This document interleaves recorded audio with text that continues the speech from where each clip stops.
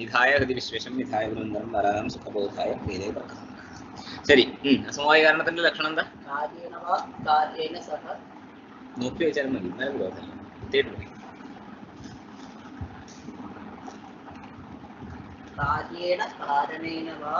സഹ ഏകസ്മിൻ അർത്ഥേ സമവേതം സത് കാരണം അസമവായി. ശരി, എങ്ങനെ അതിന്റെ അർത്ഥം പറയേണ്ടത് മലയാളത്തില്? ശരി, ആദ്യത്തെ എങ്ങനത്തെ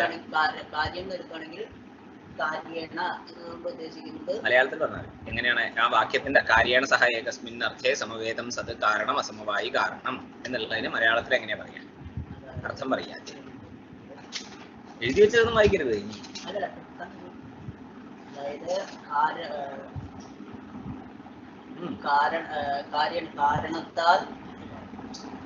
കാര്യേണ സഹ ഏകസ്മിൻ അർത്ഥേ സമവേതം സത് കാരണം അസമവായി കാരണം.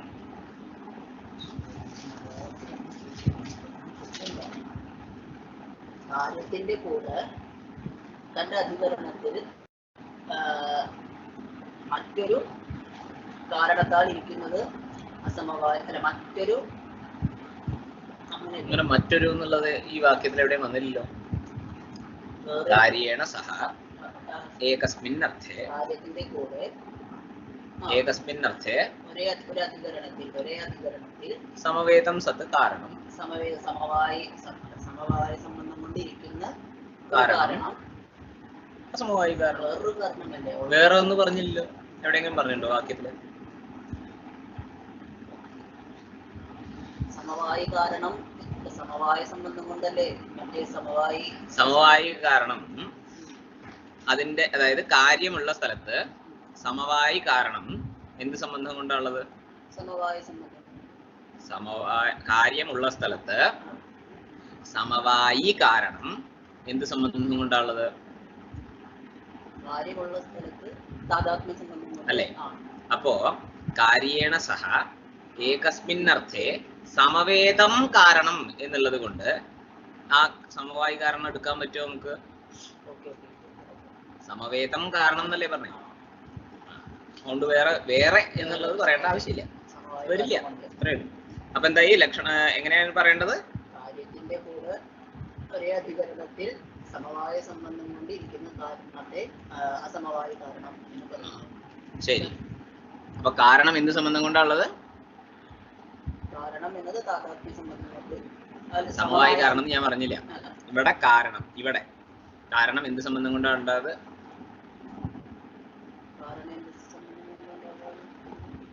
തന്തുസംയോഗം മഠത്തിന്റെ അസമവായി കാരണമാണെന്ന് പറയണം. വേണ്ടേ? ആണെന്ന് പറയണം. കാര്യം എന്താ അപ്പൊ? കാരണം എന്താ? തന്തുസംയോഗം. ഈ തന്തുസംയോഗം എന്ത് സംബന്ധം കൊണ്ടാണ് അധികരണത്തിൽ ഉണ്ട് എന്ന് പറയുന്നത്? പടമുള്ള സ്ഥലത്ത് എന്ത് സംബന്ധം കൊണ്ട് ഉണ്ട് എന്നാണ് അവർ പറയണത്? ആ ലക്ഷണം ഒന്നും കൂടി പറയൂ.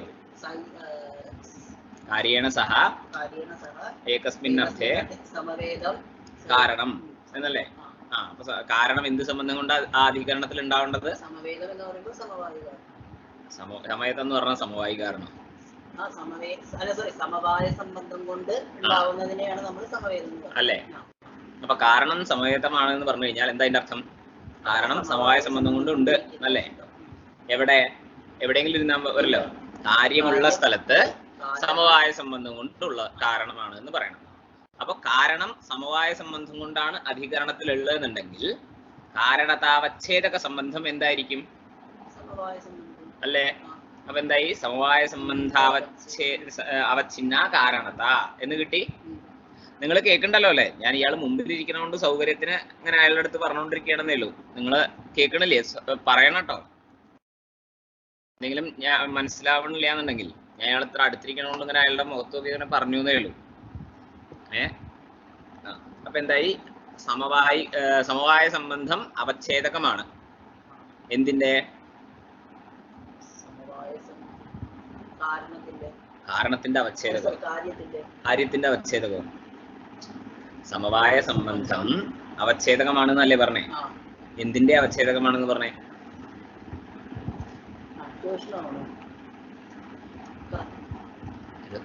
കൺഫ്യൂഷൻ ആവാൻ എന്താ ഇവിടെ നോക്കൂ. ഇത് കാരണം ഇതിലിപ്പോ എന്താ ഉണ്ടാവുക? കാരണത ഉണ്ടല്ലോ. ശരി. അപ്പൊ ഈ കാരണത്തെ തിരിച്ചറിയാൻ വേണ്ടിയിട്ട് എന്താ നമ്മളെ സഹായിക്കുന്നത്? സമവായ സംബന്ധം അല്ലേ? അപ്പൊ ഈ സമവായ സംബന്ധം എന്താണ്? അവച്ഛേദകം. അപ്പൊ ഇത് എന്തിന്റെയാണ് അവച്ഛേദകം? കാരണത്തിനെയാണോ നമ്മൾ വേർതിരിച്ചറിഞ്ഞപ്പോ? കാരണമുണ്ട്, ആ കാരണത്തിൽ കാരണത ഉണ്ട്. ഇതിനെ വേർതിരിച്ചറിയാൻ വേണ്ടിയിട്ടാണ് നമ്മൾ സമവായ സംബന്ധം പറഞ്ഞത്. ഈ കാരണത്തിനെ വേർതിരിച്ചാലല്ല, കാരണം അവിടെ തന്നെ ഉണ്ട്, അതിനെ കണ്ടു കഴിഞ്ഞാൽ അറിഞ്ഞൂടെ. കാരണത വേർതിരിച്ചറിയാൻ വേണ്ടിയിട്ടാണ് നമ്മൾ എന്ത് പറഞ്ഞത്? സമവായ സംബന്ധം പറഞ്ഞത്. അതുകൊണ്ടാണ് സമവായ സംബന്ധത്തിനെ നമ്മൾ എന്ത് പറഞ്ഞത്? അവച്ഛേദകം എന്ന് പറഞ്ഞത്. അപ്പൊ എന്തിന്റെയാണ് അവച്ഛേദകം? കാരണതായുടെ അവച്ഛേദകല്ലേ? അപ്പൊ ഈ കാരണതയുടെ അവച്ഛേദകമാണ് സമവായ സംബന്ധം എന്നുണ്ടെങ്കിൽ ഈ കാരണത എന്താണ്? അവച്ഛിന്നമാണ്. വെറും അവച്ഛിന്നമല്ലല്ലോ. എന്തവച്ഛിന്നമാണ്? സമവായ സംബന്ധാവച്ഛിന്നമാണ്. മലയാളത്തിലാട്ടോ അവച്ഛിന്നം എന്ന് പറയണേ. കാരണത എന്നുള്ളത് കൊണ്ട് അവച്ഛിന്ന ആണ് എന്ന് പറയണം. ശരിയായില്ലേ? ശരി. ഇനി ഇപ്പൊ തന്തു സംയോഗം പടത്തിന്റെ അസമവായി കാരണമാണ് എന്ന് പറയണം. ആണെന്ന് പറയണം. ഈ തന്തു സംയോഗം സമവായ സംബന്ധം കൊണ്ട് എവിടെയാ ഉണ്ടാവുക? അല്ലേ? വേറെ എവിടെ ഉണ്ടാവില്ല. അപ്പോ അധികരണം എന്നുള്ളത് കൊണ്ട് നമ്മൾ എന്തെടുക്കണം? തന്തു എടുക്കണം. അപ്പൊ കാരണതാവച്ഛേദക സംബന്ധം എന്താണെന്നാ പറഞ്ഞത്? കാരണതയുടെ അവച്ഛേദക സംബന്ധം സമവായ സംബന്ധം. അപ്പൊ എന്തായി? സമവായ സംബന്ധം കാരണതയുടെ അവച്ഛേദകമാണ് എന്നുള്ളതിന് എന്താ അർത്ഥം? ആ അധികരണത്തില്, കാര്യമുള്ള അധികരണത്തില് ഈ കാരണം എന്ന് പറയുന്ന തന്തു സംയോഗം സമവായ സംബന്ധം കൊണ്ടാണ് ഉള്ളത് എന്ന് മനസ്സിലായി അല്ലേ? കാര്യമുള്ള സ്ഥലത്ത് കാരണം എന്ന് പറയേണ്ട വസ്തു എന്തായാണോ നമ്മൾ കാരണം എന്ന് പറയാൻ പോണത്, ആ വസ്തു ഏതൊരു സംബന്ധം കൊണ്ടാണോ ഉള്ളത് ആ സംബന്ധത്തിനെയാണ് കാരണതാവച്ഛേദക സംബന്ധം എന്ന് പറയാ. ഇവിടെ നമ്മൾ എന്താണ് അത് സംബന്ധം എന്ന് പറഞ്ഞത്? സമവായ സംബന്ധമാണ് അത് എന്ന് പറഞ്ഞു. അപ്പൊ അതിന്റെ അർത്ഥം എന്താ? കാരണം ആ കാര്യത്തിന്റെ അധികരണത്തില് സമവായ സംബന്ധം കൊണ്ടുണ്ട് എന്ന് മനസ്സിലായി. കാരണതാവച്ഛേദക സംബന്ധം സമവായമാണ് എന്ന് പറഞ്ഞു. അപ്പൊ അതിൽ നിന്ന് എന്താ നമുക്ക് മനസ്സിലായത്? കാരണം കാര്യമുള്ള സ്ഥലത്ത് ആ അധികരണത്തില് സമവായ സംബന്ധം കൊണ്ടാണ് ഉള്ളത് എന്ന് മനസ്സിലായില്ലേ? നമ്മൾ അങ്ങോട്ട് പറഞ്ഞതിന് നമ്മൾ തിരിച്ചിങ്ങോട്ട് പറയുകയാണ്, അത്രയേ ഉള്ളൂ. നമ്മൾ എന്താ പറഞ്ഞത്? കാര്യമുള്ള സ്ഥലത്ത് കാരണം എന്ത് സംബന്ധം കൊണ്ടാണോ ഉള്ളത് ആ സംബന്ധത്തിനെ കാരണതാവച്ഛേദക സംബന്ധം എന്ന് പറയും എന്ന് നമ്മൾ പറഞ്ഞു. ഇത് മനസ്സിലായി? ഉറപ്പാണോ? അപ്പൊ ഇപ്പൊ ലക്ഷണത്തിൽ എന്താ അദ്ദേഹം പറഞ്ഞത്? സമവായ സംബന്ധമാണ് കാരണതാവച്ഛേദക സംബന്ധം എന്ന് പറഞ്ഞു. സമവായമാണെന്ന് പറഞ്ഞു. അപ്പൊ അതിന്റെ അർത്ഥം എന്താ?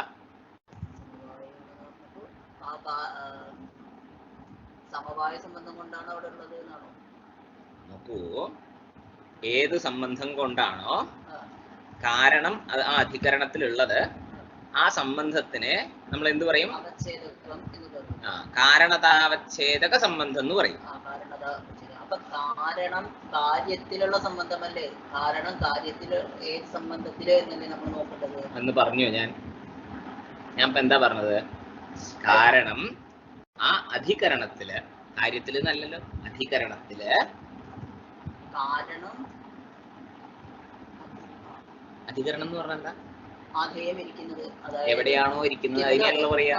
ഇരിക്കുന്നത് കാര്യം ഒരു സ്ഥലത്തിരിക്കുന്നുണ്ട്, അതേ സ്ഥലത്ത് കാരണം ഉണ്ടാവണം. ഈ നിയമം അറിയാലോ. രണ്ടും ഒരേ സ്ഥലത്ത് ഉണ്ടാവണം.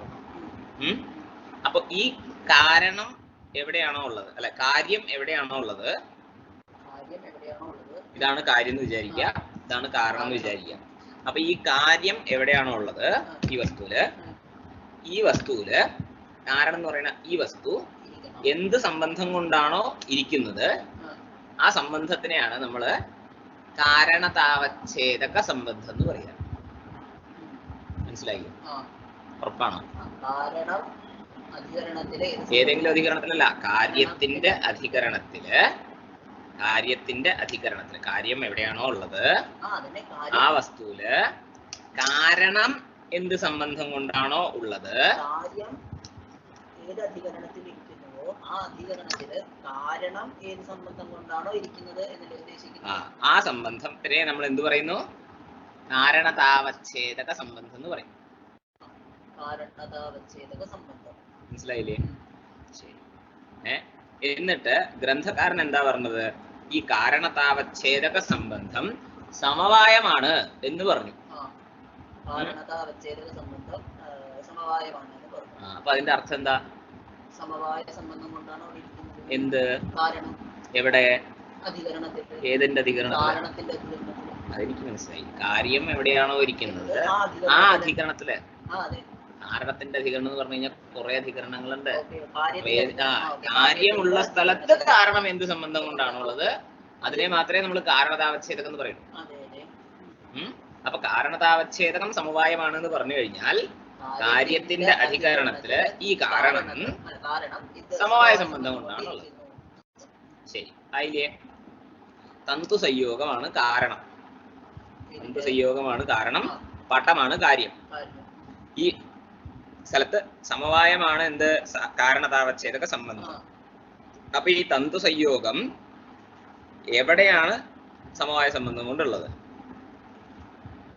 തന്തു സംയോഗം എവിടെയാണ് സമവായ സംബന്ധം കൊണ്ടുള്ളത്?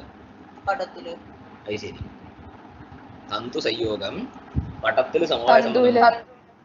തന്തുല് ഇവിടെ തന്തു സംയോഗം അല്ലേ? രണ്ട് തന്തുക്കൾ തമ്മിൽ സംയോഗം ഉണ്ട്. അപ്പൊ ഈ സംയോഗം എവിടെയാ ഉണ്ടാവുക? അല്ലേ? എന്റെ കയ്യിനും പടത്തില് തന്തു ഉണ്ടോ? തന്തുല് പടലല്ലേ? കാരണത്തില് കാര്യമുണ്ട് എന്നല്ലേ നമ്മൾ പറഞ്ഞത്? അല്ലേ? തന്തു കാരണമാണ്, പട്ടമാണ് കാര്യം. അപ്പോ പട്ട തന്തൂലാണുള്ളത്. നൂലില് ഉണ്ട്, അല്ലാണ്ട് മുണ്ടില് നൂലില്ല. ശാസ്ത്രം പഠിക്കുമ്പോൾ ശ്രദ്ധിക്കണം. ലോകത്ത് കാണും അങ്ങനെ പലതും. അപ്പൊ എന്തായി? സമവായ കാരണതാവച്ഛേദക സംബന്ധം സമവായമാണ് എന്ന് പറഞ്ഞു. അപ്പൊ കാരണമായിട്ട് എന്താ ഉള്ളത്? തന്തു സംയോഗം. കാരണതാവച്ഛേദക സംബന്ധം എന്ന് പറഞ്ഞു കഴിഞ്ഞാൽ എന്ത് സംബന്ധമാണ്? കാര്യമുള്ള സ്ഥലത്ത് കാരണം എന്ത് സംബന്ധം കൊണ്ടാണോ ഉള്ളത് ആ സംബന്ധത്തിനെയാണ് കാരണതാവച്ഛേദക സംബന്ധം എന്ന് പറയുക. അപ്പൊ ഇവിടെ നമ്മൾ എന്താണ് പറഞ്ഞത്? അസമവായ കാരണ ലക്ഷണത്തിന്റെ സ്ഥലത്ത് കാരണതാവച്ഛേദക സംബന്ധം എന്താണെന്നാ പറഞ്ഞത്? സമവായ സംബന്ധം എന്നാണ് പറഞ്ഞത്. അപ്പൊ സമവായ സംബന്ധം കൊണ്ട് എവിടെയാണോ തന്തു സംയോഗം ഉള്ളത്, എവിടെയുള്ളത്? തന്തുവില്. അവിടെ എന്ത് സംബന്ധം കൊണ്ടാ പടമുള്ളത്? സമവായ സംബന്ധം കൊണ്ട്. കാരണമുള്ള സ്ഥലത്ത് കാര്യം എന്ത് സംബന്ധം കൊണ്ടാണോ ഉള്ളത് ആ സംബന്ധത്തിനെയാണ് നമ്മൾ എന്ത് പറയാ? കാര്യതാവച്ഛേദക സംബന്ധം എന്ന് പറയാ. അപ്പൊ ഇവിടെ കാര്യതാവച്ഛേദക സംബന്ധം എന്താണ്? സമവായ സംബന്ധമാണ്. അപ്പൊ അവച്ഛിന്നം എന്താണ്? സമവായ സംബന്ധം അവച്ഛേദകമാണ്. അപ്പൊ അവച്ഛിന്നം എന്താണ്?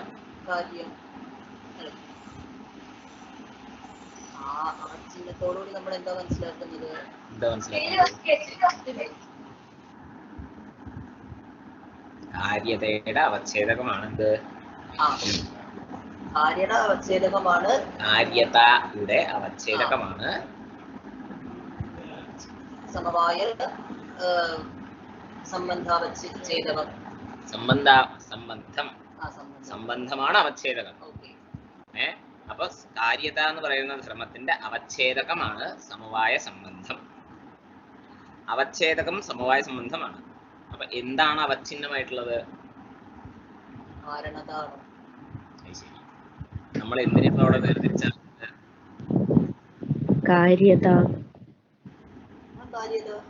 കാരണത എന്നാ പറഞ്ഞോണ്ടല്ലേ? ഞാൻ പറയണത് എനിക്കറിയുള്ളൂ, മനസ്സിൽ വിചാരിച്ച എനിക്ക് നിശ്ചയം. അപ്പോ കാര്യതയല്ലേ നമ്മളവിടെ വേർതിരിച്ചറിയണേ. അപ്പൊ എന്താണ്? ആ കാര്യതയുടെ അവച്ഛേദകമാണ്. ഞാൻ അത്ര നേരം അതല്ലേ പറഞ്ഞോണ്ടിരിക്കുന്നത്. കാര്യതയുടെ അവച്ഛേദകമാണ് സമവായ സംബന്ധം. അപ്പൊ അവച്ഛിന്നം എന്താണ്? കാര്യത ആണല്ലോ. അപ്പൊ എന്തായി? സമവായ സംബന്ധാവച്ഛിന്ന കാര്യതാ നിരൂപിത സമവായ സംബന്ധാവച്ഛിന്ന കാരണത എന്നർത്ഥം കിട്ടി. മനസ്സിലായില്ലേ? എന്താ വീണ്ടും പറയണം?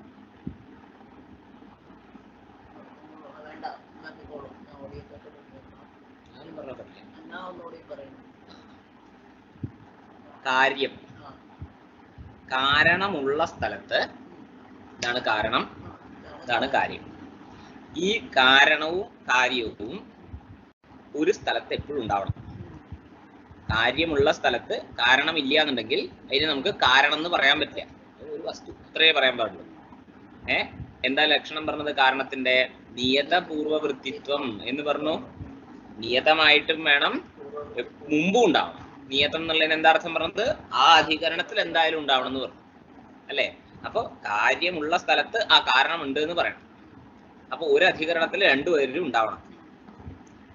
ഈ കാരണത്തില് കാരണത എന്ന് പറഞ്ഞിട്ടൊരു ധർമ്മമുണ്ട്, കാര്യത്തിൽ കാര്യത എന്ന് പറഞ്ഞിട്ട് ഒരു ധർമ്മമുണ്ട്. ഇത് രണ്ടിന്റെയും അവച്ഛേദക സംബന്ധം എന്താണെന്ന് നോക്കണം. അവ രണ്ടും തമ്മിലുള്ള സംബന്ധം എന്നല്ല പറഞ്ഞത്, കാരണതയുടെ അവച്ഛേദകമായിട്ടൊരു സംബന്ധമുണ്ട്. അവച്ഛേദകം എന്നുള്ളതിന് എന്താ അർത്ഥം? അവച്ഛേദകം എന്ന് പറഞ്ഞാൽ നമ്മളെ ഒരു വസ്തുവിനെ വേർതിരിച്ചറിയാൻ നമ്മളെ സഹായിക്കുന്ന ഒരു വസ്തു അല്ലേ? എന്തെങ്കിലും. ഇപ്പൊ ഈ കാരണത എന്ന് പറഞ്ഞിട്ട് ഒരു ധർമ്മമുണ്ട്. ഇതിനെ നോക്കൂ. ഈ കാരണത, ഘട്ടം ഒരു കാരണമാണ്, ഒരു കപാലം ഒരു കാരണമാണെന്ന് വിചാരിക്കാം. ഈ കപാലം എന്തിന്റെയൊക്കെ കാരണമായിരിക്കും? കപാലം ഘടത്തിന്റെ കാരണമാണ് അല്ലെ? സംശയമില്ലല്ലോ. കപാലത്തിൽ രൂപമുണ്ട്, രൂപമുണ്ട്. അപ്പൊ ഈ രൂപം ഒരു ഗുണമാണ്. ആ ഗുണത്തിന് കപാലം കാരണമാണ് അല്ലേ? അതേപോലെ കപാലം എന്താ പറയാ, ഉരുട്ടി വിട്ടു കഴിഞ്ഞാൽ അതിൽ ഗമനം എന്ന് പറഞ്ഞൊരു ക്രിയ വരുന്നുണ്ട്. അപ്പൊ ആ കപാലത്തിലുള്ള ക്രിയക്ക് ആ കപാലം കാരണമാണ്. ഇപ്പൊ 3 വസ്തുക്കൾക്ക് ഒരു കപാലം കാരണമാണ് അല്ലെ? അപ്പൊ ഈ ഘടത്തിന്റെ കാരണമാണ് എന്ന് പറഞ്ഞു കഴിഞ്ഞാൽ ഒരു കാരണത അവിടെ വന്നു. ഈ രൂപത്തിന്റെ കാരണമാണ് എന്ന് പറയുമ്പോൾ ഒരു കാരണത വന്നു. ക്രിയയുടെ കാരണമാണ് എന്ന് പറയുമ്പോൾ മറ്റൊരു കാരണത വന്നു. മൂന്നും 3 കാരണത്തെയാണ്. പക്ഷെ നമ്മൾ പറയുമ്പോ എന്താ പറയണത്? കാരണത എന്നല്ലേ പറഞ്ഞുള്ളൂ. അപ്പോ ഇതില് ഏതാണ് ഘടത്തിന്റെ കാരണത, ഏതാണ് പടത്തിന്റെ കാരണത അല്ലെങ്കിൽ രൂപത്തിന്റെ കാരണത എന്ന് നമ്മൾ എങ്ങനെ അറിയാം? വേർതിരിച്ചറിയണ്ടേ? അറിയണമല്ലോ. അപ്പൊ ഇതിനൊരു അവച്ഛേദകം വേണം. തൽക്കാലം നമ്മളത് എന്താണെന്ന് പറയണത്? സംബന്ധമാണെന്ന് പറഞ്ഞു. അവിടെ ഒരു സംബന്ധം ആവശ്യമുണ്ട്. അതേപോലെ കാര്യത്തിൽ കാര്യത എന്ന് പറഞ്ഞൊരു ധർമ്മമുണ്ട്. ഇതിനും ഇതേപോലൊരു അവച്ഛേദകം വേണം. ഈ കാര്യതയ്ക്കും കാര്യത ഉണ്ടല്ലോ. ഘടം കപാലത്തിന്റെ കാര്യമാണ്, കപാലത്തിന്റെ കാര്യമാണ് ഘടം. കപാലദ്വയ സംയോഗത്തിന്റെയും കാര്യമാണ്. ഈ ഘട്ടം ഉണ്ടാവണമെന്നുണ്ടെങ്കിൽ കപാലം മാത്രം പോരല്ലോ, കപാലം വേണം, കപാലദ്വയ സംയോഗം വേണം, ദണ്ഡം വേണം, ചക്രം വേണം, ഇതൊക്കെ വേണ്ടേ? അപ്പൊ ഇതൊക്കെ ഘടത്തിന്റെ കാരണമാണ്.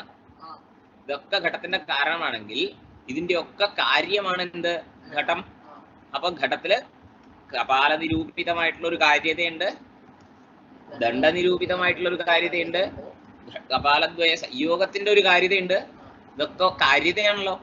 അപ്പൊ കാര്യത എന്ന് പറഞ്ഞു കഴിഞ്ഞാൽ ഏതാ എടുക്കണ്ടേന്ന് അറിയില്ല. അതുകൊണ്ട് നമ്മൾ എന്ത് ചെയ്യണം? അവച്ഛേദകമായിട്ട് എന്തെങ്കിലും പറയണം. അതിനെന്ത് ചെയ്തു? സംബന്ധം എടുത്തു. ശരി. അപ്പൊ ഇവിടെയും ഒരു അവച്ഛേദകം വേണം, ഇവിടെയും ഒരു അവച്ഛേദകം വേണം. എന്തിന്? കാര്യതയ്ക്കും ഒരു അവച്ഛേദകം വേണം, കാരണതയ്ക്കും ഒരു അവച്ഛേദകം വേണം.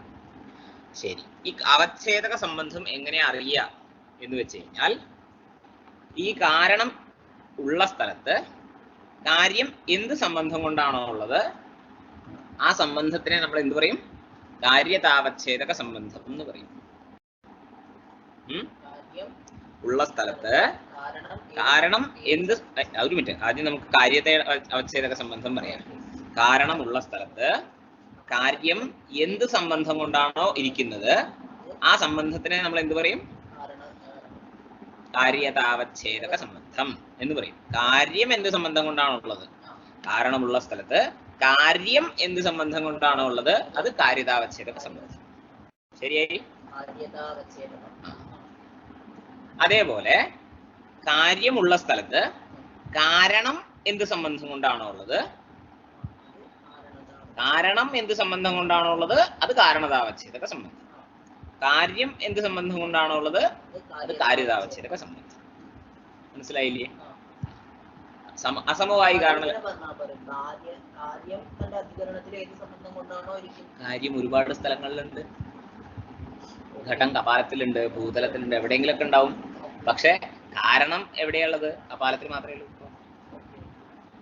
അത് നോക്കണം. കാരണമുള്ള സ്ഥലത്ത് എന്ത് സംബന്ധം കൊണ്ടാണോ ആ കാര്യമുള്ളത് അതിനെ മാത്രമേ നമ്മൾ എന്ത് പറയുള്ളൂ? കാര്യതാവച്ഛേദക സംബന്ധം എന്ന് പറയുള്ളൂ. അല്ലാണ്ട് എന്തെങ്കിലും സംബന്ധം ഉണ്ടായിട്ട് കാര്യമില്ല. അങ്ങനെ നോക്കുകയാണെങ്കിൽ കാലിക സംബന്ധം കൊണ്ട് കാലത്തിൽ എപ്പോഴും ഉണ്ട്, അതൊന്നും കൊണ്ട് കാര്യമില്ല. അതുകൊണ്ട് കാര്യമുള്ള സ്ഥലത്ത് കാരണം എന്ത് സംബന്ധം കൊണ്ടാണോ അതിനെ കാരണതാവച്ഛേദകം എന്നും, കാരണമുള്ള സ്ഥലത്ത് കാര്യം എന്ത് സംബന്ധം കൊണ്ടാണുള്ളത് അതിനെ നമ്മൾ കാര്യതാവച്ഛേദക സംബന്ധം എന്നും പറയണം. ശരിയായി? അസമവായി കാരണ ലക്ഷണം പറയുന്ന സമയത്ത് കാര്യതാവച്ഛേദക സംബന്ധവും സമവായമാണ്, കാരണതാവച്ഛേദക സംബന്ധവും സമവായമാണ്, കാര്യതാവച്ഛേദക സംബന്ധവും സമവായമാണ്. അല്ലേ? അപ്പൊ അത് ചേർത്ത് പറയുമ്പോൾ നമ്മൾ എങ്ങനെ പറയണം? സമവായ സംബന്ധാവച്ഛിന്ന കാര്യതാ നിരൂപിത സമവായ സംബന്ധാവച്ഛിന്ന കാരണത എന്ന് പറയണം. ഇതാണ് എന്തിന്റെ ലക്ഷണം? അസമവായി കാരണത്തിന്റെ ലക്ഷണം. ആദ്യത്തെ കാര്യതാവച്ഛേദക സംബന്ധവും കാരണതാവച്ഛേദക സംബന്ധവും സമവായമാണ്. അത്രയേ ഉള്ളൂ. അപ്പൊ എന്തായി? സമവായ സംബന്ധാവച്ഛിന്ന കാര്യതാ നിരൂപിത സമവായ സംബന്ധാവച്ഛിന്ന കാരണത എന്ന് പറയണം. ശരി, പിന്നെ അത് സമന്വയിപ്പിക്കണമല്ലോ. തന്തു സംയോഗ പടസ്യ അസമവായി കാരണം ഭവതി എന്ന് പറഞ്ഞിട്ടുണ്ട്. തന്തു സംയോഗം പടത്തിന്റെ അസമവായി കാരണമാണ് എന്ന് പറയണം. അപ്പൊ നോക്കൂ, തന്തു സംയോഗം എവിടെയാണ് സമവായ സംബന്ധം കൊണ്ടുള്ളത്? തന്തുവില്. ആ തന്തുവില് കാര്യമായിട്ടുള്ള പടം എന്ത് സംബന്ധം കൊണ്ടാണുള്ളത്? സമവായ സംബന്ധം കൊണ്ട്. അപ്പോ കാര്യത എവിടെയുള്ളത്? പടത്തില്. കാരണത എവിടെയുള്ളത്? സംയോഗത്തിലുണ്ട്. ശരി, കാര്യതാവച്ഛേദക സംബന്ധം എങ്ങനെ അറിയാന്ന് നമ്മൾ പറഞ്ഞത്? കാര്യതാവച്ഛേദക സംബന്ധം എങ്ങനെ അറിയാം? കാര്യതാവച്ഛേദക സംബന്ധം കാരണം കാര്യമിരിക്കുന്ന സ്ഥലത്ത് ഏത് അധികരണത്തിലാണ്? കാര്യമിരിക്കുന്ന അധികരണത്തില് ഏത് സംബന്ധം കൊണ്ടാണോ ഇരിക്കുന്നത് അതിനെ ആ സംബന്ധത്തിന് എന്ത് പറയും? കാരണതാവച്ഛേദകം. ഞാൻ ചോദിച്ചത് എന്താ? കാര്യതാവച്ഛേദക സംബന്ധം എന്താണ്? കാരണം ഇരിക്കുന്ന അധികരണത്തിൽ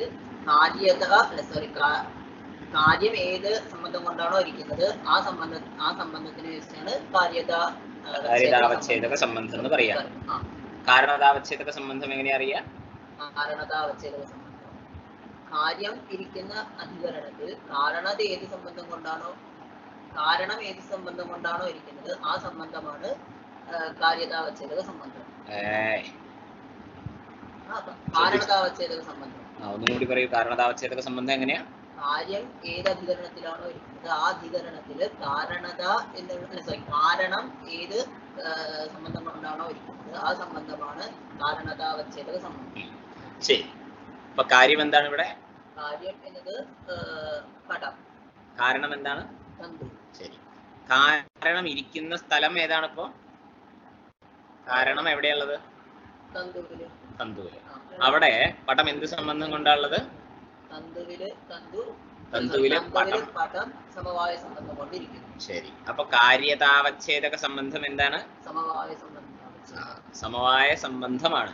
ശ്രദ്ധിച്ചു കേൾക്കൂ. അവഛിന്നം എന്ന് പറഞ്ഞു കഴിഞ്ഞാൽ അത് കാര്യത എന്നുള്ള അർത്ഥമായി. അവഛിന്നം എന്താണ്? കാര്യതയല്ലേ. അപ്പൊ ഞാൻ എന്താ ചോദിച്ചത്? കാര്യതാവച്ഛേദകം എന്താണെന്നല്ലേ ചോദിച്ചത്? സമവായ സംബന്ധ. ഇത്രയും പറയാം. ശരി. അപ്പൊ എന്തായി? സമവായ സംബന്ധമാണ് കാര്യതാവച്ഛേദക സംബന്ധം. ശരി. കാര്യം ഉള്ള സ്ഥലത്ത്, കാര്യം എവിടെയുള്ളത്? ശരി. കാര്യമുള്ള സ്ഥലത്ത് തന്തുവില് കാരണം എന്ത് സംബന്ധം കൊണ്ടാണുള്ളത്? സമവായ സംബന്ധം. ശരി. അപ്പൊ കാരണതാവച്ഛേദക സംബന്ധം എന്താണ്? സമവായ സംബന്ധമാണ്. സമവായ സംബന്ധമാണ്. അപ്പോ കാര്യതാവച്ഛേദക സംബന്ധവും സമവായമാണ്, കാരണതാവച്ഛേദക സംബന്ധവും ഇവിടെ സമവായമാണ്. അപ്പൊ എന്തായി? സമവായ സംബന്ധാവച്ഛിന്ന കാര്യത നിരൂപിത സമവായ സംബന്ധാവച്ഛിന്ന കാരണത എവിടെയുണ്ട്?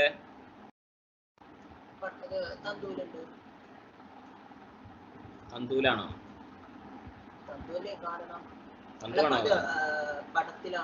പടമാണോ കാരണം? കാരണത എവിടെയുള്ളത് എന്നല്ലേ ചോദിച്ചേ? കാരണത്തിലാണ്.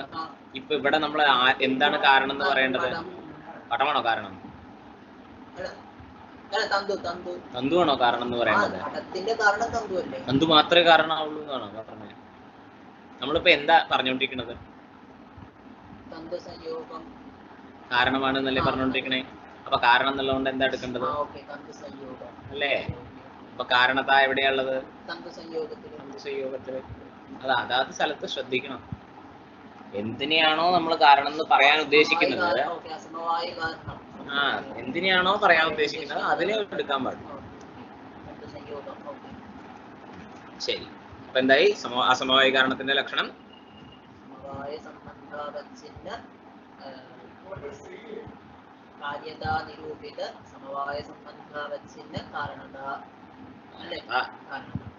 ശരിയായില്ലേ? നിങ്ങക്ക് എന്തെങ്കിലും മനസ്സിലാവായുണ്ടോ?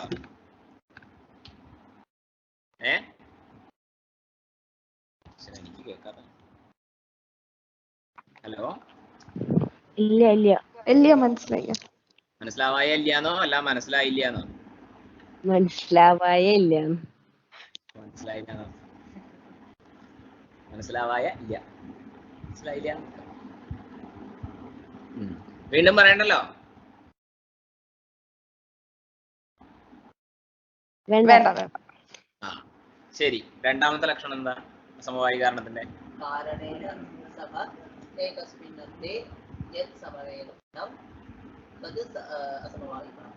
ഏതെങ്കിലും സമവായമായിട്ടാ മതിയോ?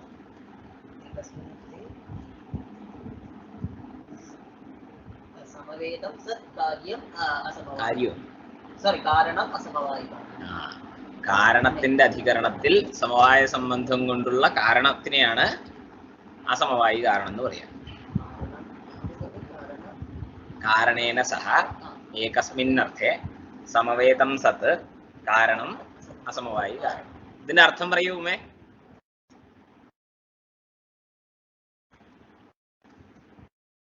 ഇതിന്റെ അർത്ഥം പറയൂ. കാരണേന സഹ ഏകസ്മിന്നർത്ഥേ സമവേതം സത് കാരണം അസമവായി കാരണം എന്നുള്ളത്.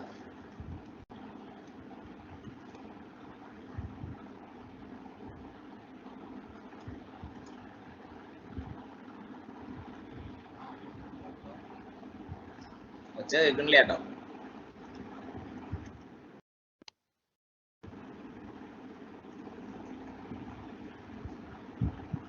എന്തോ അതിന്റെ ഒച്ച കേൾക്കണില്ല. പറയൂ. താൻ പറയാ. കാരണത്തിന്റെ കൂടെ അതിന്റെ അധികരണത്തില് അല്ലേ? പറയൂ. കാരണത്തിന്റെ കൂടെ അതിന്റെ അധികരണത്തില് സമവായ സംബന്ധം കൊണ്ട് ഏത് കാരണമാണോ ഇരിക്കുന്നത് ആ കാരണത്തിന് നമ്മള് അസമവായ കാരണം എന്ന് പറയും. കാരണത്തിന്റെ കൂടെ എന്നാണോ അതിന്റെ അർത്ഥം? കാരണേന സഹ എന്ന് പറയുമ്പോൾ കാരണേന സഹായിത്യസ്യ കഃ അർത്ഥഃ? കാരണത്തിന്റെ കൂടെ അങ്ങനെയാണോ പറഞ്ഞേ? ഹലോ, പറയൂ. കാരണേന സഹ ഏകസ്മിൻ അർത്ഥേ എന്നുള്ളതിന്റെ അർത്ഥം പറയൂ. സ്വകാര്യ സമവായി കാരണേന. ഓർമ്മല്ലേ?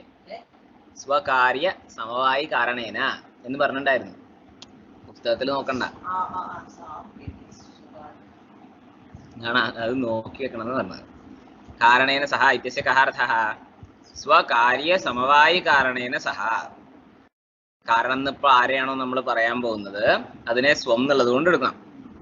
ആ സ്വം എന്നുള്ളത് കൊണ്ട് എടുത്തതിന്റെ കാര്യം എന്തൊരു വസ്തുവാണോ അതിന്റെ സമവായി കാരണത്തിന്റെ കൂടെ ഒരേ അധികരണത്തിലുള്ള കാരണത്തിനെയാണ് എന്ത് പറയാ?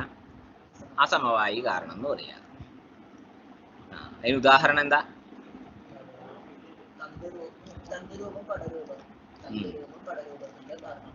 അസമവായി കാരണമാണ് എന്ന് പറയണം.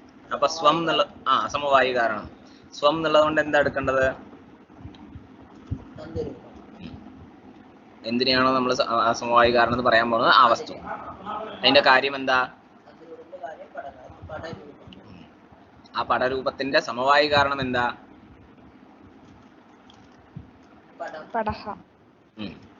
ആ പടം എവിടെയുള്ളത്?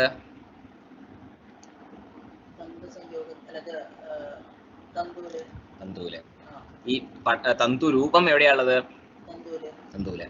അപ്പൊ സ്വം തന്തുരൂപം, സ്വകാര്യം പടരൂപം, സ്വകാര്യ സമവായി കാരണം പടഃ, സ്വകാര്യ സമവായി കാരണേന സഹ പടേന സഹ ഏകസ്മിന്നർത്ഥേ തന്തുരൂപേ അർത്ഥേ സമവേതം സത് സമവായ സംബന്ധേന വർത്തമാനം സത് കാരണം കിം തന്തുരൂപം കാര്യം പ്രതി പടരൂപം പ്രതി അസമവായി കാരണം ഭവതി എന്ന് പറഞ്ഞിട്ടുണ്ടായിരുന്നു. ശരി, ഇപ്പൊ ഏകസ്മിൻ അവസാനം പറഞ്ഞ ഒന്നുകൂടെ പറയാ. എന്താ? കാരണേന സഹ ഇത്യസ്യ സ്വകാര്യ സമവായി കാരണേന സഹ ഇത്യർത്ഥഃ. സ്വം ഇത്യനേന യസ്മിൻ ലക്ഷണ സമന്വയഃ കർത്തവ്യഃ സഹ ഗ്രാഹ്യഃ. തർഹി ഇദാനീം തന്തുരൂപേ ലക്ഷണ സമന്വയഃ കർത്തവ്യഃ. അतः സ്വം ഇത്യനേന തന്തുരൂപം ഗൃഹ്യത്തെ. സ്വം തന്തുരൂപം, സ്വകാര്യം പടരൂപം, സ്വകാര്യസ്യ സമവായി കാരണം ഭവതി പടഃ, സ്വകാര്യ സമവായി കാരണേന സഹ പടേന സഹ ഏകസ്മിന്നർത്ഥേ തന്തുരൂപേ അർത്ഥേ സമവേതം സത് സമവായ സംബന്ധേന വർത്തമാനം സത് കാരണം തന്തുരൂപം കാര്യം പ്രതി പടം പ്രതി പടരൂപം പ്രതി അസമവായി കാരണം ഭവതി. ഇതല്ലേ ചോദിച്ചത്? അപ്പൊ എന്താ ഇത് തർക്കസംഗ്രഹത്തിലെ ആയി. അപ്പോ കാര്യം എന്താണ്? കാരണം എന്താണ്? ഇവർ രണ്ടുപേരും കൂടി ഒരു അധികരണത്തിലുണ്ട് എന്ന് പറയണം. അത് ഏതാ അധികരണം എടുത്തത്? ഏകസ്മിൻ അർത്ഥേ എന്നുള്ളത് കൊണ്ട് എന്താ എടുത്തത്? തന്തു. അപ്പൊ തന്തുവാണ് അധികരണം എന്ന് മനസ്സിലായി. തന്തുരൂപേ അർത്ഥേ, തന്തുരൂപം എന്ന് പറഞ്ഞു കഴിഞ്ഞാൽ അവിടെ തന്തുരൂപം എന്നുള്ളതിന് തന്തുവിലുള്ള രൂപം എന്നല്ല, തന്തു എന്ന് പറയുന്ന എന്നർത്ഥം. തന്തുവാത്മകേ എന്നും വേണേ പറയാം. തന്തുരൂപേ അർത്ഥേ എന്ന് പറയുമ്പോൾ അവിടെ തന്തുരൂപം എന്ന് പറയുന്ന അർത്ഥത്തില് എടുക്കരുത് അർത്ഥം, തന്തു എന്ന് പറയുന്ന വസ്തുവില് എന്നർത്ഥം. ശരി, അപ്പൊ അധികരണം എന്താ എടുക്കേണ്ടത്? അവിടെ കാരണം എന്ത് സംബന്ധം കൊണ്ടാണുള്ളത്? അപ്പോ കാര്യമുള്ള സ്ഥലത്ത് തന്തുവില് കാരണം എന്ത് സംബന്ധം കൊണ്ടാണുള്ളത്? സമവായ സംബന്ധം കൊണ്ടാണുള്ളത്. അപ്പോ ആ കാരണതയുടെ അവച്ഛേദക സംബന്ധം എന്താണ്? അപ്പൊ ആ കാരണത എങ്ങനത്തെയാണ്? അവച്ഛേദകോ? സമവായ സംബന്ധാവച്ഛിന്ന ആണ് കാരണത. ശരി, കാര്യം എന്താണ്? പടരൂപം. അപ്പൊ ഈ പടരൂപം ഏത് സംബന്ധം കൊണ്ടാണോ കാരണമുള്ള സ്ഥലത്തുള്ളത് അതിനല്ലേ നമ്മൾ കാര്യതാവച്ഛേദക സംബന്ധം എന്ന് പറയാ. ഇപ്പൊ കാരണം എവിടെയുള്ളത്? തന്തുവില്. അപ്പൊ ഈ തന്തുവില് പടത്തിലുള്ള രൂപം ഉണ്ട് എന്ന് പറയണം. പടരൂപം തന്തുവിലുണ്ട് എന്ന് പറയണം. അപ്പൊ അതെന്തായിരിക്കും സംബന്ധം? സമവായ സംബന്ധം കൊണ്ട് പടരൂപം എവിടെയാ ഉണ്ടാവുക? പടരൂപം സമവായ സംബന്ധം കൊണ്ട് എവിടെയാ ഉണ്ടാവുക? തന്തുവിലോ? പടരൂപം എവിടെയാ ഉണ്ടാവുക? പടത്തിലല്ലേ ഉണ്ടാവുക. ഘടത്തിലെ രൂപം കപാലത്തിലുണ്ട് എന്ന് പറയാൻ പറ്റുമോ? കപാലത്തിൽ ഒരു രൂപമുണ്ട്, ഘടത്തിൽ വേറൊരു രൂപമുണ്ട്. അതേപോലെ പടത്തിൽ ഒരു രൂപമുണ്ട്, തന്തുവിൽ വേറൊരു രൂപമുണ്ട്. അപ്പൊ തന്തുരൂപം സമവായ സംബന്ധം കൊണ്ട് എവിടെയുള്ളത്? പടരൂപം സമവായ സംബന്ധം കൊണ്ട് എവിടെയുള്ളത്? പടരൂപം സമവായ സംബന്ധം കൊണ്ട് എവിടെയാണ് ഉള്ളത്?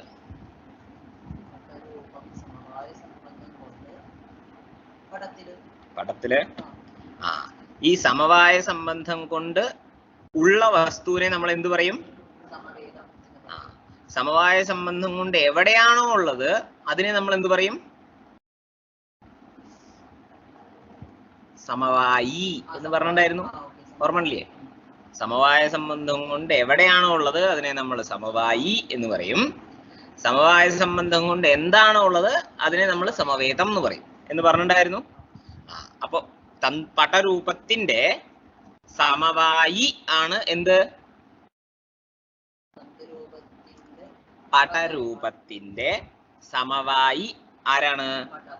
പടം ആണല്ലോ. ഈ പടം എവിടെയുള്ളത്? തന്തുവില്. എന്ത് സംബന്ധം കൊണ്ടാ ഉള്ളത്? അല്ലേ? അപ്പോ ഈ തന്തു പടത്തിന്റെ ആരാണ്?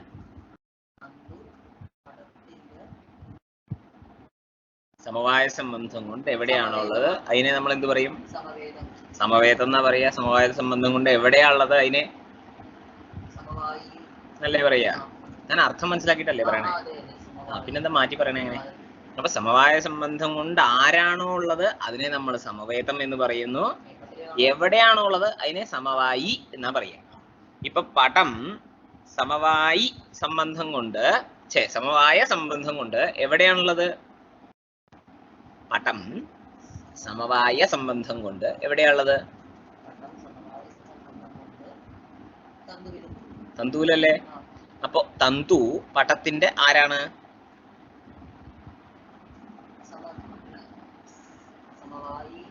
ആണ്. കാരണം എന്താ? സമവായ സംബന്ധം കൊണ്ട് എവിടെയാണോ ഉള്ളത് അതിനെ നമ്മൾ സമവായി എന്നാണ് പറയാ. പടം സമവായ സംബന്ധം കൊണ്ട് എവിടെയുള്ളത്? തന്തുവിലാണുള്ളത്.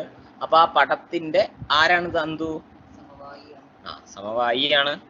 അപ്പോ സ്വസമവായി സമവായിത്വ സംബന്ധം കൊണ്ട് പടത്തിലുള്ള രൂപം തന്തുവിലുണ്ട് എന്ന് പറയാൻ പറ്റും. നമ്മൾ പരമ്പരാ സംബന്ധം പറഞ്ഞില്ലേ? നമ്മൾ അങ്ങോട്ട് മുകളിലേക്കല്ലേ പറഞ്ഞുള്ളൂ. സംയുക്ത സമവായ എന്നൊക്കെ പറഞ്ഞ പോലെ താഴത്തേക്ക് ഇങ്ങനെ പറയാൻ പറ്റും. സമവായി സമവായിത്വം എന്ന് പറയാൻ പറ്റും സംബന്ധം. നമ്മള് ചക്ഷുരിന്ദ്രിയം കൊണ്ട് രൂപം കാണണം എന്നുണ്ടെങ്കിൽ അവിടെ എന്താണ് സന്നികർഷം എന്ന് പറഞ്ഞത്?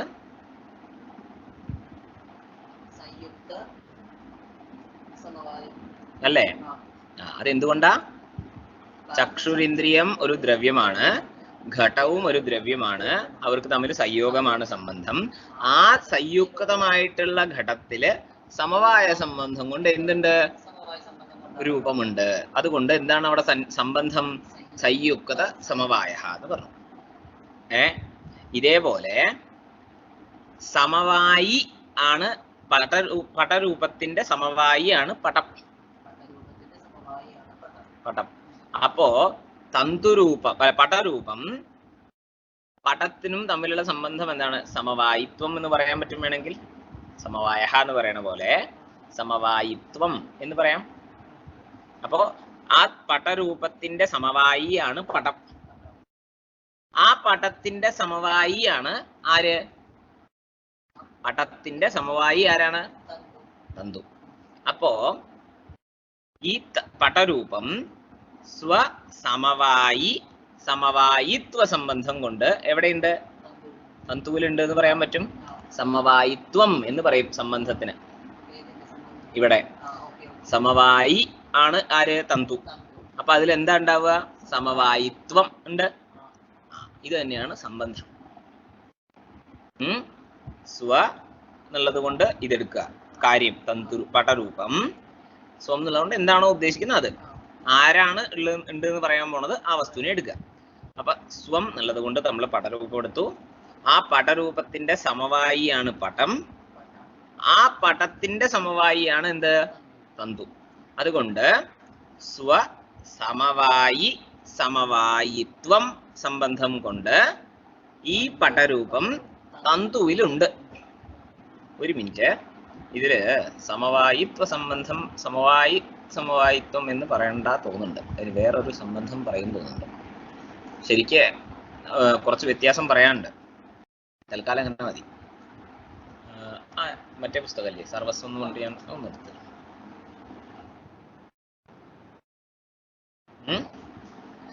ഇതുവരെ പറഞ്ഞതിൽ സംശയം ഉണ്ടോ എന്തെങ്കിലും?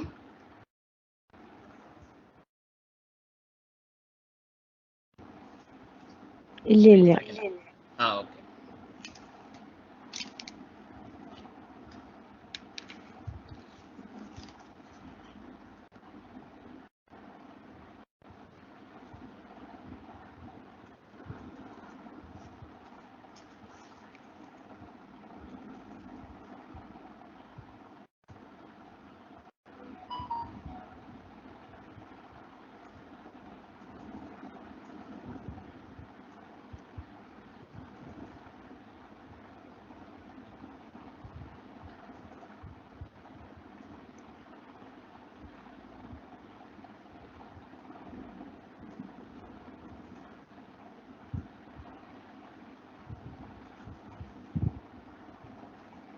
സമവായി സമവായിത്വം എന്ന് പറയേണ്ട ആവശ്യമില്ല.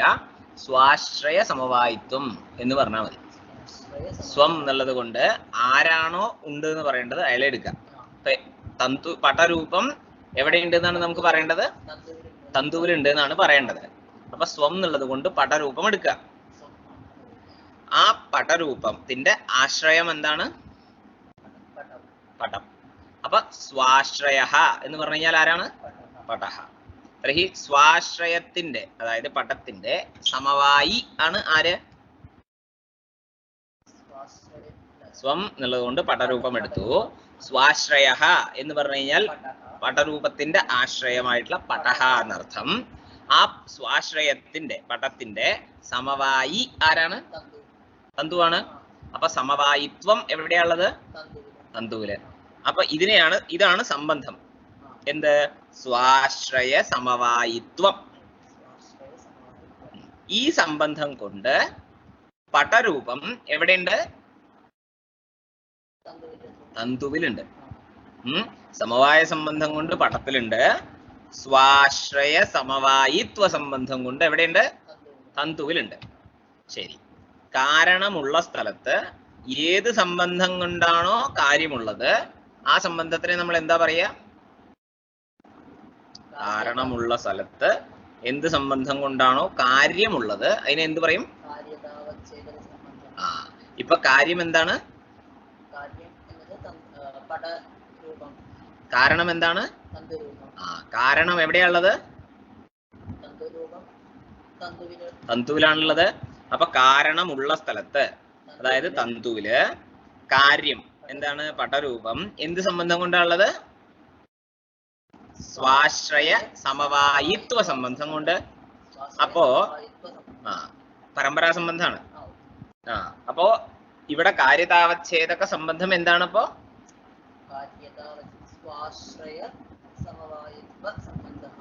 ആണ്. അപ്പൊ കാര്യത എങ്ങനത്തെയാണ്? കാര്യതയുടെ അവച്ഛേദകമാണ് എന്ത്? സ്വാശ്രയ സമവായിത്വ സംബന്ധം. അപ്പോ കാര്യത എങ്ങനത്തെയാണ്?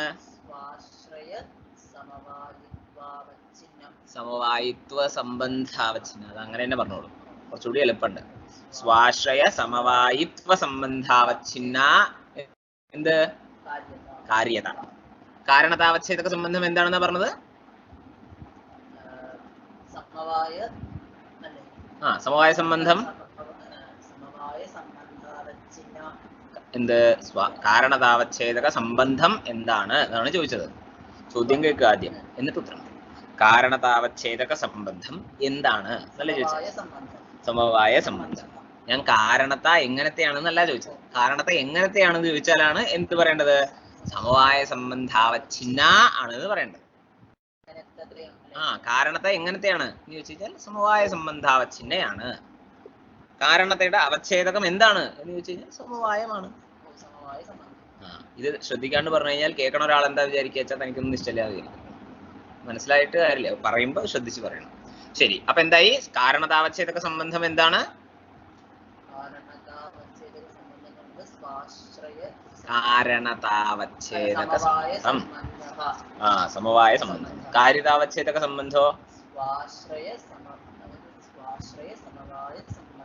സ്വാശ്രയ സമവായിത്വ സംബന്ധം ആണ്. അപ്പൊ എന്തായി ഒന്നിച്ച് പറയുമ്പോ? സ്വാശ്രയ സമവായിത്വ സംബന്ധാവച്ഛിന്ന കാര്യതാ നിരൂപിത സമവായ സംബന്ധാവച്ഛിന്ന കാരണതാശ്രയത്വം അല്ലെങ്കിൽ കാരണത. എന്തിന്റെ ലക്ഷണം? രണ്ടാമത്തെ അസമവായി കാരണത്തിന്റെ ലക്ഷണം. ഈ സാധനമാണ് ഉമയുടെ അടുത്ത് വാക്യാർത്ഥത്തില് അദ്ദേഹം ചോദിച്ചത്. എന്ത്? കാര്യവും കാരണവും ഒരധികരണത്തിൽ ഉണ്ട് എന്ന് പറയണമല്ലോ, അപ്പൊ എന്താ സംബന്ധം എന്ന് ചോദിച്ചില്ലേ? ഇതാണ് പറയേണ്ടത്. അപ്പൊ അദ്ദേഹം ചോദിച്ചതിന്റെ ഉത്തരം ഇതാണ്. നിഷ്കൃഷ്ട ലക്ഷണം എന്താണെന്നാണ് അദ്ദേഹം ചോദിച്ചത്. ഇതാണ് സാധനം. എന്ത്? ആദ്യത്തെ എങ്ങനത്തെയാണ്? സമവായ സംബന്ധാവച്ഛിന്ന കാര്യത നിരൂപിത സമവായ സംബന്ധാവച്ഛിന്ന കാരണത. ഇത് ആദ്യത്തെ അസമവായി കാരണം. രണ്ടാമത്തെയോ? സ്വാശ്രയ സമവായിത്വ സംബന്ധാവച്ഛിന്ന കാര്യത നിരൂപിത സമവായ സംബന്ധാവച്ഛിന്ന കാരണത എന്നുള്ളത് രണ്ടാമത്തെ അസമവായി കാരണ ലക്ഷണം. ശരിയായി?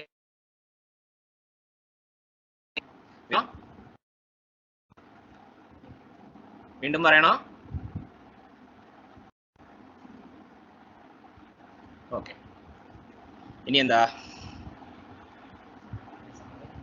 നിമിത്ത കാരണം. അത് പിന്നെ തദുഭയ ഭിന്നം കാരണം. സമവായി കാരണ ഭിന്നത്വേ സതി അസമവായി കാരണ ഭിന്നത്വേ സതി കാരണത്വം എന്നുള്ളത് അത് നമ്മൾ അന്ന് തന്നെ പറഞ്ഞിട്ടുണ്ടായിരുന്നു. വേറെന്താ ഉള്ളേ ബാക്കി ഇനി ആ വിഷയത്തില്? ഇതില് സംബന്ധം എന്താണെന്ന് എക്സ്ട്രാ പറയണം. ആ സ്ഥലത്ത് എന്തെങ്കിലും സംബന്ധം പറഞ്ഞാൽ മതി തൽക്കാലം. അവിടെ നിയമല്ല. നിമിത്ത കാരണം പറയുന്ന സമയത്ത് കാരണതാവച്ഛേദക സംബന്ധം ഇന്നതായിരിക്കണം എന്നില്ല, എന്തെങ്കിലും വരും. അത് ഓരോ സ്ഥലത്തും ഓരോന്നായിരിക്കും. നിമിത്ത കാരണങ്ങൾ ചിലതൊക്കെ അങ്ങോട്ടും ഇങ്ങോട്ടും ഒക്കെ മാറൂലോ. ശരി, വേറെന്തെങ്കിലും ഇനി എക്സ്ട്രാ പറയാണ്ടോ? സമവായി എന്ന് പറഞ്ഞാൽ എന്താണെന്ന് പറഞ്ഞു. സമവേതം എന്ന് പറഞ്ഞു കഴിഞ്ഞാൽ എന്താണെന്ന് പറഞ്ഞു. സംയോഗി എന്ന് പറഞ്ഞു കഴിഞ്ഞാൽ എന്താണെന്ന് പറഞ്ഞു. സംയുക്തം എന്ന് പറഞ്ഞാൽ എന്താണെന്ന് പറഞ്ഞു. സന്നികർഷങ്ങൾ പറഞ്ഞു. കാരണങ്ങൾ എങ്ങനെയാണെന്നുള്ളത് പറഞ്ഞു. സാധാരണ കാരണത്തിന്റെ ലക്ഷണം പറഞ്ഞു. അസാധാരണ കാരണത്തിന്റെ ലക്ഷണം പറഞ്ഞു. ഇനി ഒരു സാധനം ഉണ്ട്. കരണം എന്ന് പറഞ്ഞു കഴിഞ്ഞാൽ എന്താ?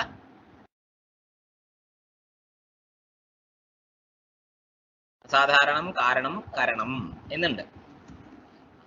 ഇങ്ങനെ പറഞ്ഞു കഴിഞ്ഞാൽ അസാധാരണമായിട്ടുള്ള എല്ലാത്തിനെയും നമുക്ക് കരണം എന്ന് പറയാൻ പറ്റില്ല. ചിലതിനെ മാത്രമേ പറയാൻ പറ്റൂ. അസാധാരണമായിട്ടുള്ള കാരണമാണ് കരണം, അല്ല എന്ന് പറയുന്നില്ല. പക്ഷെ അസാധാരണമായിട്ടുള്ള എല്ലാ കാരണങ്ങളും കരണമല്ല. ഒരു വസ്തുവിന് അനേകം കാരണങ്ങൾ ഉണ്ടാവും. അതിൽ ചിലത് സാധാരണമായിരിക്കും, ചിലത് അസാധാരണമായിരിക്കും. ഇതില് എല്ലാ അസാധാരണ കാരണത്തിനെയും നമ്മൾ കരണം എന്ന് പറയലില്ല. പക്ഷെ ചിലതിനെ മാത്രമേ പറയലുള്ളൂ. ഒരു മിനിറ്റ്.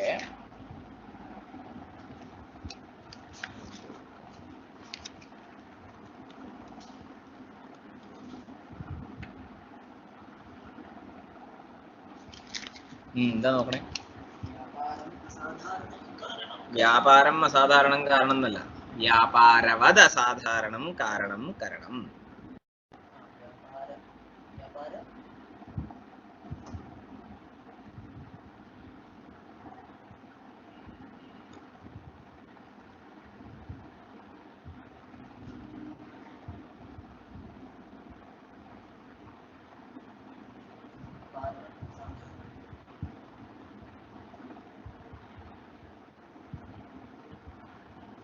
എല്ലാ അസാധാരണ കാരണത്തിനെ നമ്മള് കരണം എന്ന് പറയില്ല.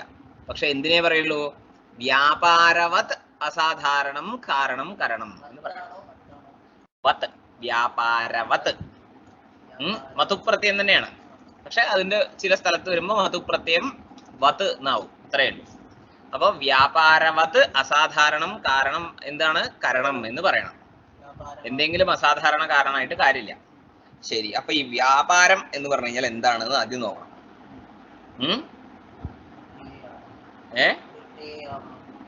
ക്രിയ എന്നുള്ളത് മാത്രം പോരാ.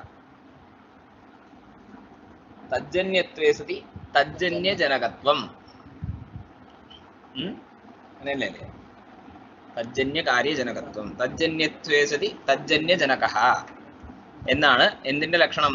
വ്യാപാരത്തിന്റെ ലക്ഷണം. വ്യാപാരം എന്ന് പറഞ്ഞു കഴിഞ്ഞാൽ അതിനൊരു ലക്ഷണം വേറെ ഉണ്ട്. ആ ലക്ഷണമുള്ളതിനെ നമ്മൾ എന്ത് പറയും? വ്യാപാരം എന്ന് പറയും. ആ വ്യാപാരത്തോടു കൂടിയതായിട്ടുള്ള അസാധാരണ കാരണത്തിനെ നമ്മൾ എന്ത് പറയുള്ളൂ? കരണം എന്ന് പറയുള്ളൂ. അപ്പൊ കരണലക്ഷണം എന്തായി? വ്യാപാരവത്വേ സതി അസാധാരണ കാരണത്വം ലക്ഷണം. കാരണത്തിന് നമ്മൾ തർക്കസംഗ്രഹത്തിൽ എന്തേ പറഞ്ഞുള്ളൂ? അസാധാരണം കാരണം എന്നേ പറഞ്ഞുള്ളൂ. അസാധാരണ കാരണത്വം എന്ന് മാത്രമേ പറഞ്ഞുള്ളൂ. പക്ഷെ അങ്ങനെ പറഞ്ഞാൽ പോരാ. എന്ത് പറയണം പിന്നെ? വ്യാപാരവത് അസാധാരണം കാരണം എന്ന് പറയണം. അപ്പൊ എന്തായി? വ്യാപാരവത്വേ സതി അസാധാരണ കാരണത്വം എന്ന് പറയണം. ശരി, ഇപ്പൊ നോക്കോളൂ. വ്യാപാരവത് അസാധാരണ കാരണത്വം, അതായത് വ്യാപാരവത്വേ സതി അസാധാരണ കാരണത്വം എന്ന് പറയണമെന്നുണ്ടെങ്കിൽ ഈ വ്യാപാരവത്വം എന്ന് പറഞ്ഞു കഴിഞ്ഞാൽ ജന്യതാ സംബന്ധം കൊണ്ടാണ്, ജനകതാ സംബന്ധം കൊണ്ടാണ് വ്യാപാരവത്വം. ജന്യതാ സംബന്ധമല്ല, ജനകതാ സംബന്ധം എന്ന് പറയും. അതിന്റെ എന്താ അർത്ഥം എന്ന് വെച്ച് കഴിഞ്ഞാൽ അതാൽ വ്യാപാരത്തിന്റെ ലക്ഷണം പറയുമ്പോൾ മനസ്സിലാവും. വ്യാപാരം എന്ന് പറഞ്ഞു കഴിഞ്ഞാൽ എന്താണെന്ന് അതിനെ ആദ്യം നോക്കണം. വ്യാപാരം എന്ന് പറഞ്ഞാൽ എന്താണെന്നാ പറഞ്ഞത്? തജ്ജന്യത്വേ സതി തജ്ജന്യജനകത്വം. ഇതാണ് എന്തിന്റെ ലക്ഷണം? വ്യാപാരത്തിന്റെ ലക്ഷണം. വ്യാപാരത്തിന്റെ ലക്ഷണം എന്താ? തജ്ജന്യജനകത്വം എന്നുള്ളതാണ് വ്യാപാരത്തിന്റെ ലക്ഷണം. അപ്പൊ തച്ഛബ്ദം വന്നു കഴിഞ്ഞാൽ നമ്മൾ എന്തെടുക്കണം എന്നുള്ള സംശയം വരും. തച്ഛബ്ദത്തിന് തൊട്ടു മുമ്പ് എന്താണോ പറയുന്നത് അത് എന്നാണ് അർത്ഥം. അപ്പൊ ഇവിടെ ഇപ്പൊ തൊട്ടു മുമ്പ് ഒന്നും പറഞ്ഞില്ലല്ലോ എന്ന് ചോദിച്ചു കഴിഞ്ഞാൽ അപ്പൊ അതിന് ഉത്തരം പറയുകയാണ്. തത്ത് എന്നുള്ളത് കൊണ്ട് കരണം എന്ന് എന്തിനെയാണോ പറയാൻ ഉദ്ദേശിക്കുന്നത് അതിനെ എടുക്കും. എവിടെയാണോ നമ്മളിപ്പോ കരണലക്ഷണത്തിന്റെ സമന്വയം ചെയ്യാൻ പോകുന്നത് ആ വസ്തുവിനെ തത്ത് എന്നുള്ളത് കൊണ്ട് എടുക്കണം. അങ്ങനെയല്ല, നമുക്കിപ്പോ എന്താ ദണ്ഡം ഘടത്തിന്റെ കരണമാണ് എന്ന് പറയണം. അപ്പോ തത്ത് എന്നുള്ളത് കൊണ്ട് ദണ്ഡം എടുക്കണം.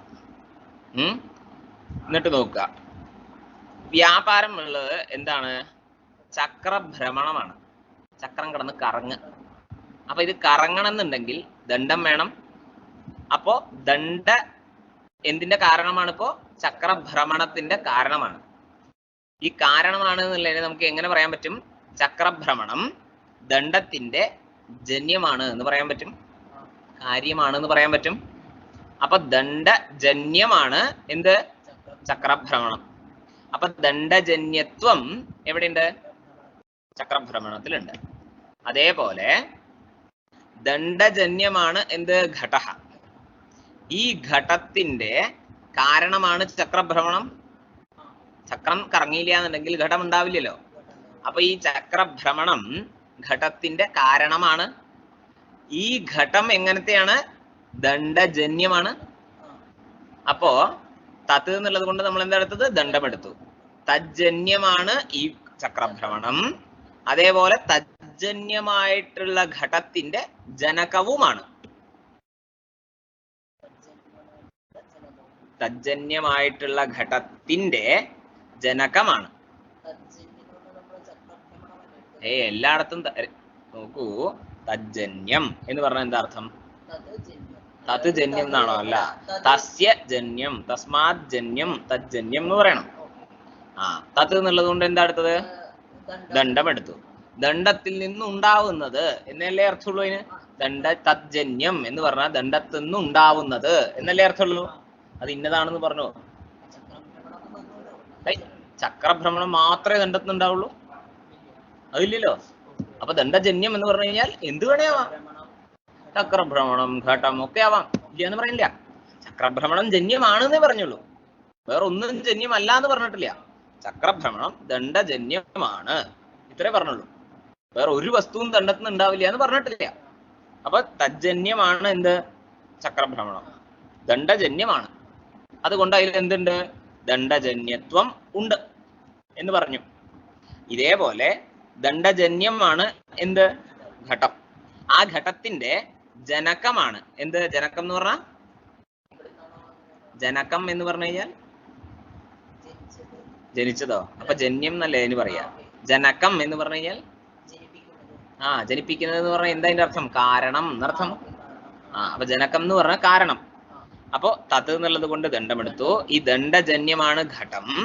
ആ ഘടത്തിന്റെ ജനകമാണ് ആര്? ഈ ചക്രഭ്രമണം. ചക്രഭ്രമണം ഇല്ലായിരുന്നു എന്നുണ്ടെങ്കിൽ ഘടം ഉണ്ടാവില്ലല്ലോ. അപ്പോ ഈ ദണ്ഡജന്യമായിട്ടുള്ള ഘടത്തിന്റെ ജനകവുമാണ് എന്ത്? ചക്രഭ്രമണം. ദണ്ഡജന്യവുമാണ്. ദണ്ഡജന്യമായിട്ടുള്ള ഘടത്തിന്റെ ജനകവുമാണ് ആര്? ചക്രഭ്രമണം. അതുകൊണ്ട് തജ്ജന്യത്വേ സതി തജ്ജന്യജനകത്വം എന്നുള്ള ലക്ഷണം എവിടെയുണ്ട്? ചക്രഭ്രമണത്തിലുണ്ട്. അതുകൊണ്ട് ഈ ചക്രഭ്രമണത്തിനെ നമുക്ക് എന്ത് പറയാൻ പറ്റും? വ്യാപാരഃ എന്ന് പറയാൻ പറ്റും. ഈ വ്യാപാരം ചക്രഭ്രമണം ദണ്ഡത്തിലുണ്ട് എന്ന് പറയണം. എന്നാൽ മാത്രമേ ഈ ദണ്ഡം ഘടത്തിന്റെ കാരണമാണ് എന്ന് നമുക്ക് പറയാൻ പറ്റുള്ളൂ. വ്യാപാരവത് അസാധാരണം കാരണം. ദണ്ഡം അസാധാരണ കാരണമാണ്. അസാധാരണ കാരണം എന്ന് പറഞ്ഞാൽ എന്താ ലക്ഷണം? ലക്ഷണം. ഇനി അത് പറയാൻ പാടില്ല. ഞാൻ ഇന്നലെ ലക്ഷണം പഠിപ്പിച്ചു തന്നു. അപ്പൊ ഇനി അതേ പറയാൻ പാടില്ല.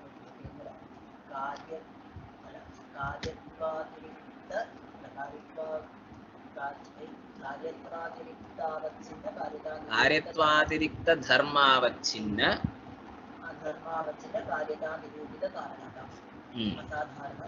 ആണെന്ന് പറഞ്ഞു. ഇവിടെ ദണ്ഡം എന്തുകൊണ്ടാണ് ഘടത്തിന്റെ കാരണമായത്? ദണ്ഡം ഘടത്തിന്റെ കാരണമാണല്ലോ. എന്തുകൊണ്ടാണ്? ഘടത്തിൽ ഘടത്വം എന്ന് പറയുന്ന ധർമ്മം ഉള്ളത് കൊണ്ട് അല്ലേ? ഇത് ഘടമായതുകൊണ്ടല്ലേ ദണ്ഡം കാരണമായത്? അല്ല ഒരു കാര്യമാണ് എന്നുള്ളത് കൊണ്ട്. ഈ ലോകത്തുണ്ടാവുന്ന എല്ലാത്തിനും കാരണം അല്ലല്ലോ അത്. അപ്പൊ ഘടമായത് കൊണ്ടാണ് ഈ ദണ്ഡം കാരണം എന്നുള്ളതിന് എന്താ അർത്ഥം? ഘടത്തില് ഘടത്വം എന്ന് പറയുന്ന ഒരു ധർമ്മം ഉള്ളത് കൊണ്ടാണ് എന്ത് ദണ്ഡം അതിന്റെ കാരണമായത് എന്നല്ലേ അതിന്റെ അർത്ഥം. അപ്പൊ കാര്യത്വാതിരിക്തമായിട്ടുള്ള ധർമ്മമാണ് എന്ത്? കാര്യതാവച്ഛേദകം അല്ലേ? ഘടത്വം എന്ന് പറയുന്നത് കാര്യത്വാതിരിക്തമായിട്ടുള്ള ഒരു ധർമ്മമാണ്. അതാണ് ഇവിടെ കാര്യതയുടെ അവച്ഛേദകമായിട്ടുള്ളത്. അതുകൊണ്ട് അങ്ങനെയുള്ള കാര്യതാ നിരൂപിത കാരണത ദണ്ഡത്തിലുണ്ട് എന്നുള്ളത് കൊണ്ട് ഈ ദണ്ഡം അസാധാരണ കാരണമാണ്. പോരാത്തേന് ചക്രഭ്രമണം എന്ന് പറയുന്ന ഒരു വ്യാപാരവും ഈ ദണ്ഡത്തിലുണ്ട്. അതുകൊണ്ട് നമ്മൾ ഈ ദണ്ഡത്തിനെ എന്ത് പറയുന്നു? കരണം എന്ന് പറയുന്നു എന്ന് പറയണം. വ്യാപാരം എന്നുള്ളത് കൊണ്ട് എന്താ എങ്ങനെയാ വ്യാപാരത്തിന്റെ ലക്ഷണം എന്തായിരുന്നു? തത്ത് എന്നുള്ളത് കൊണ്ട് എന്താ എടുക്കേണ്ടത്? കരണം എന്ന് ആരെയാണോ പറയാൻ ഉദ്ദേശിക്കുന്നത് അത് എടുക്കണം. കരണത്തെ എടുക്കണം എന്നർത്ഥം. അപ്പൊ എന്താണ് ഇവിടെ കരണം എന്ന് നമ്മൾ പറയാൻ ഉദ്ദേശിച്ചിരുന്നത്? ദണ്ഡമാണ് കാരണം എന്ന് പറയാൻ ഉദ്ദേശിക്കുന്നത്. അപ്പോ ഇത് വ്യാപാരം എങ്ങനെയാണെന്ന് പറയണം? തജ്ജന്യത്വേ സതി തജ്ജന്യ ജനകത്വം എന്ന് പറയണം. തത്ത് എന്നുള്ളത് കൊണ്ട് കരണത്തിനെ എടുത്തു. കാരണം എന്താണ് ഇപ്പൊ ഇവിടെ എടുക്കേണ്ടത്? ദണ്ഡം എടുക്കണം. അപ്പൊ ദണ്ഡജന്യമാണ് എന്ത്? അത് ഓക്കെ. ചക്രഭ്രമണം പറയാൻ ഉദ്ദേശിച്ചിരുന്നത് നമ്മൾ ചക്രഭ്രമണമാണ്. അപ്പൊ ചക്രഭ്രമണം ദണ്ഡജന്യമാണ് എന്നുണ്ടെങ്കിൽ അതിൽ എന്തുണ്ടാവും? ദണ്ഡജന്യമാണ്. ദണ്ഡജന്യത്വം ഉണ്ട്. അപ്പൊ തജ്ജന്യത്വം ഉണ്ട്. ഇതേപോലെ ദണ്ഡജന്യമാണ് ഘടം. അപ്പൊ ആ ദണ്ഡജന്യമായിട്ടുള്ള ഘടത്തിന്റെ ജനകമാണ് ആര്? ചക്രഭ്രമണം. അപ്പൊ ദണ്ഡജന്യ കാര്യ ജനകത്വം എവിടെയുണ്ട്? ചക്രഭ്രമണത്തിലുണ്ട്. അതുകൊണ്ട് ഈ ചക്രഭ്രമണം എന്താണ്? വ്യാപാരമാണ്. ഈ വ്യാപാരം ദണ്ഡത്തിലുണ്ട് എന്ന് പറഞ്ഞു കഴിഞ്ഞു കഴിഞ്ഞാൽ വ്യാപാരവത്വം ദണ്ഡത്തിലുണ്ട് എന്നാവും. വ്യാപാരത്തോട് കൂടിയതിനെ നമ്മൾ എന്ത് പറയും? വ്യാപാരവത്ത് എന്ന് പറയും. അപ്പൊ അതിലുള്ള ധർമ്മം എന്താണ്? വ്യാപാരവത്വം. അപ്പൊ വ്യാപാരം എന്ന് പറയുന്ന ചക്രഭ്രമണം കാരണം എന്ന് പറയാൻ ഉദ്ദേശിച്ചിരുന്ന ദണ്ഡത്തിൽ ഉണ്ട് എന്നുണ്ടെങ്കിൽ ആ ദണ്ഡത്തിനെ നമ്മൾ എന്ത് പറയും? വ്യാപാരവത്ത് എന്ന് പറയും. അത് അസാധാരണ കാരണവുമാണ് ദണ്ഡം എന്നുള്ളത് കൊണ്ട് വ്യാപാരവത്ത് അസാധാരണം കാരണം എന്നുള്ളത് കൊണ്ട് ദണ്ഡം എടുക്കാൻ പറ്റും. അപ്പൊ അതിന് കാരണം എന്ന് പറയാൻ സാധിക്കും. ഇപ്പൊ നമ്മൾ എന്താ പറയേണ്ടത്? വ്യാപാരം എന്താണെന്ന് പറഞ്ഞു, അസാധാരണ കാരണം എന്താണെന്നും പറഞ്ഞു. ഈ വ്യാപാരത്തോട് കൂടിയതാണ് ദണ്ഡം എന്ന് പറയണം. ഈ വ്യാപാരമായിട്ടുള്ള ചക്രഭ്രമണത്തിന്റെ ജനകമാണല്ലോ എന്ത്? ദണ്ഡം. കാരണമാണല്ലോ ദണ്ഡം. അപ്പോ ദണ്ഡം ജനകമാണ്, ജന്യമാണ് എന്ത്? ചക്രഭ്രമണം. ജന്യത്തിൽ എന്താണുള്ളത്? ജന്യത ഉണ്ട്. ജന്യത എന്ന് പറയാൻ പറ്റും, ജന്യത്വം, ജന്യത എന്ന് പറയാൻ പറ്റും. അതേപോലെ ജനകമായിട്ടുള്ള ദണ്ഡത്തിൽ എന്താ ഉള്ളത്? ജനകത. ജനത അല്ല, ജനകത ഉണ്ട്. ഇവർക്ക് തമ്മിൽ പരസ്പരം നിരൂപ്യ നിരൂപക ഭാവം വരും. അപ്പോ ചക്രഭ്രമണ നിഷ്ഠ ജന്യത നിരൂപിത ജനകത എവിടെയുണ്ട്? ദണ്ഡത്തിലുണ്ട്. അപ്പോ ജനകതാ സംബന്ധം എന്ന് ഇതിനെ പറയും.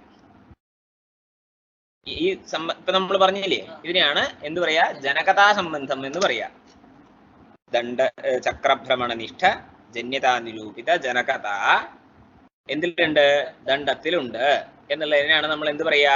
ജനകതാ സംബന്ധം കൊണ്ട് ചക്രഭ്രമണം ദണ്ഡത്തിലുണ്ട് എന്ന് പറയാം. മനസ്സിലായോ? ചക്രഭ്രമണ നിഷ്ഠ ജന്യതാ നിരൂപിത ജനകത ഈ ദണ്ഡത്തിലുണ്ട് എന്നുള്ളത് കൊണ്ട് നമ്മൾ എന്ത് പറയുന്നു?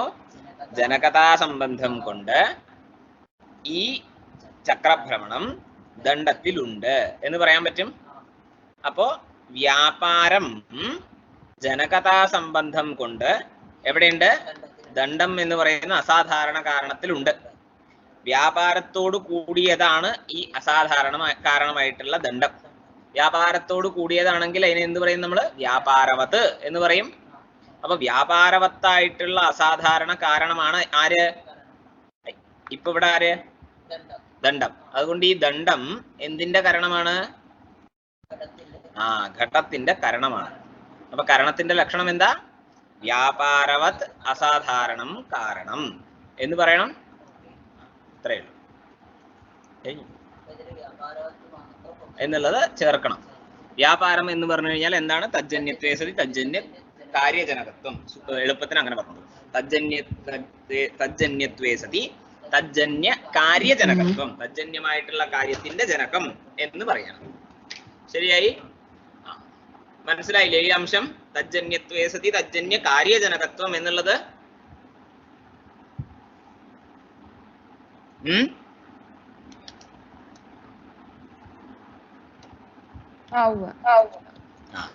അപ്പൊ കരണത്തിന്റെ ലക്ഷണവും കഴിഞ്ഞു. ഇനി നമുക്ക് അനുമാനം തുടങ്ങാം നാളെ.